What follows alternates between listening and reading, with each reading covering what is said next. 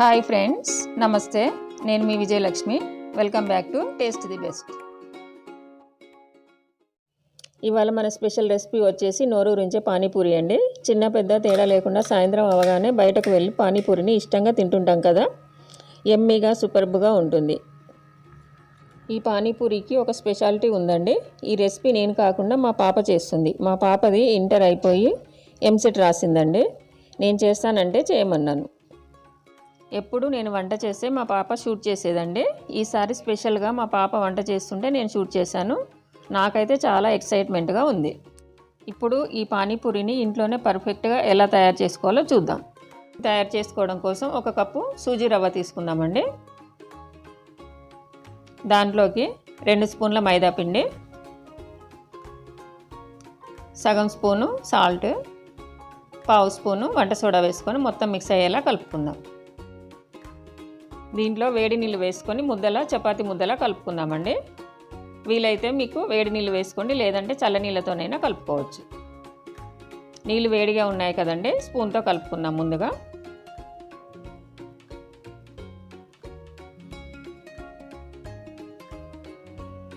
మరికొన్ని నీళ్ళు వేసుకొని చేత్తో కలుపుకుందాం. పిండి ఇలా ఉండాలండి. చేత్తో తడితే లోపలికి వెళ్ళేలా ఉండాలి. దీనిపై తడిగుడ్డ వేసుకొని అరగంట సేపు నానబెట్టుకుందాం.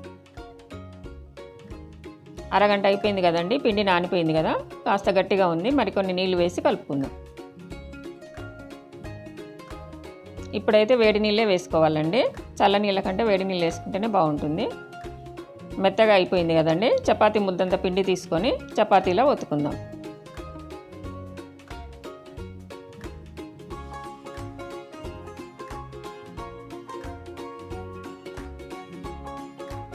మిగతా పిండి మీద చల్లని గుడ్డ వేసుకొని పక్కన పెట్టుకుందామండి. ఇప్పుడు మనం చపాతీలా రుద్దుకుందాం. మీకు ఇష్టమైతే పిండి వేసుకోవచ్చు, లేదంటే నూనె వేసి కూడా రుద్దుకోవచ్చండి. ఏ షేపులో వచ్చినా పర్వాలేదండి. రౌండ్ షేప్లోనే రావాలని రూల్ ఏం లేదు. ఇప్పుడు చిన్న గ్లాస్ తీసుకున్నాము. దాంతో రౌండ్గా పూరీలా కట్ చేస్తున్నాం. మిగతా పిండి అంతా తీసేసి పూరీలను వేరొక ప్లేట్లోకి తీసుకుందాం. వీడియోలో చూపించినట్టుగా చపాతీ మందంగా కాకుండా పల్చగా కాకుండా మీడియంగా చేసుకొని ఇలా కట్ చేసుకోండి.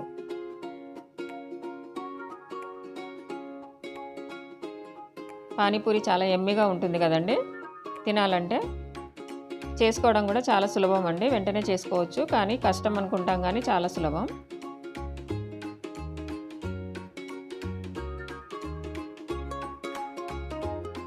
ఒకదానిపై ఒకటి వేసినా కూడా అతుక్కోదండి. ఒకదానిపైన ఒకటి కూడా వేసుకోవచ్చు. పూరీలన్నీ మా పాప రెడీ చేసింది కదండి, దానిపైన తడిగుడ్డ కూడా వేసేసింది. అవి పక్కన పెట్టుకుందాం. ఇప్పుడు స్టవ్ వెలిగించి బాండి పెట్టేసి నూనె వేసిందండి. పూరీలు కూడా వేసి కాలుస్తుంది. పూరీ వేసిన తర్వాత గరిటెతో ఒత్తాలండి. మామూలుగా వేసేసి వదిలేయకూడదు. స్టవ్ మాత్రం హై ఫ్లేమ్లో పెట్టుకోకండి, మీడియంలో పెట్టేసుకోండి. అలా నొక్కితేనే పూరీలా పొంగుతుంది, కానీ నొక్కకుండా వదిలేస్తే పొంగదండి. చూడండి ఎంత బాగా పొంగుతున్నాయో.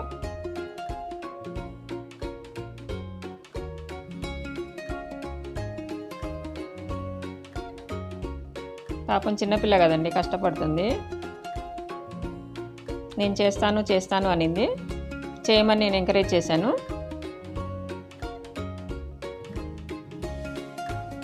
గోల్డెన్ బ్రౌన్ కలర్లోకి వచ్చినవి అన్నీ తీసేసుకుందామండి.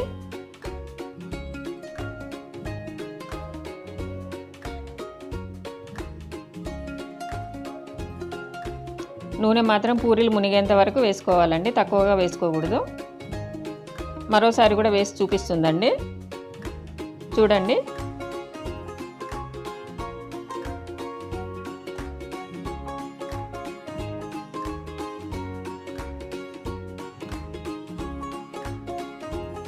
పూరీలన్నీ ఇలాగే చేసుకుందామండి.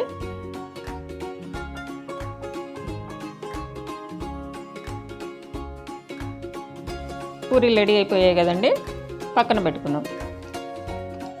ఇప్పుడు పానీ తయారు చేసుకోవడానికి మిక్సీ జార్ తీసుకుందామండి. దాంట్లో గుప్పెడు కొత్తిమీర వేసుకుందాం, అరగుప్పెడు పుదీనా వేసుకుందాం, 2-3 పచ్చిమిర్చి వేసుకుందామండి, 2 ఇంచుల అల్లం వేసుకుందాం. అది నలగడానికి 1/2 స్పూను నీళ్ళు వేసుకొని మిక్సీ వేసుకుందాం. మిక్సీ వేసుకున్నాం కదండి, ఒక డిష్లోకి తీసుకుందాం. ఫైన్ పేస్ట్ మాదిరిగా చేసుకుంటే డైరెక్ట్గా వేసుకోండి, కాస్త బరకగా ఉంటే కనుక వడగట్టుకోండి. దాంట్లోకి 1/2 లీటర్ నీళ్ళు వేసుకుందామండి. ఒకసారి మిక్స్ చేసుకుందాం.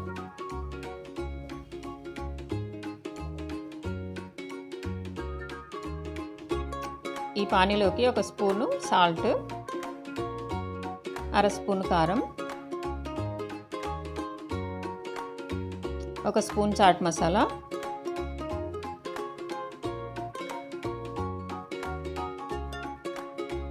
1/2 స్పూన్ జీలకర్ర పొడి, 1 స్పూన్ ధనియా పౌడర్ వేసి ఒకసారి కలుపుకుందామండి. 1/2 స్పూన్ మిరియాల పొడి కూడా వేసుకొని మరోసారి కలుపుకుందాం. దాంట్లోకి సాల్ట్ అది సరిపోయిందేమో ఒకసారి చెక్ చేసుకోండి. మా పాప వేసిన మసాలాలన్నీ పర్ఫెక్ట్గా సరిపోయాయండి, పక్కన పెట్టుకుందాము. ఇప్పుడు పూరీలోకి స్టఫింగ్ కోసం మసాలా రెడీ చేసుకుందాం. దానికోసం 2 ఆలుగడ్డలను 4 విజిల్స్ వచ్చేలా కుక్కర్లో ఉడికించుకున్నాం. వాటిని స్మాష్ చేసుకుందాం. మరి మెత్తగా చేసుకోకూడదండి, కొంచెం గడ్డలు గడ్డలుగా ఉంటేనే బాగుంటాయి. దాంట్లో 1/2 కప్పు ఉల్లిపాయలు వేసుకుందాం, 1 కప్పు టమోటాలు వేసుకుందామండి. ఎర్రగా పండిన టమోటాను సన్న ముక్కలుగా తరిగి వేసింది. దాంట్లోకి 1/2 గుప్పెడు కొత్తిమీరను వేసుకుందాం, 1/2 స్పూన్ సాల్ట్, 1/2 స్పూన్ కారం,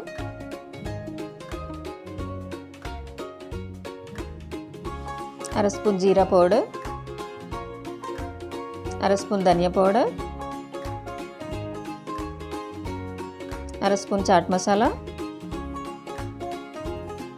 1/2 స్పూన్ గరం మసాలా పొడి వేసి మొత్తం కలిసేట్టుగా కలుపుకుందామండి.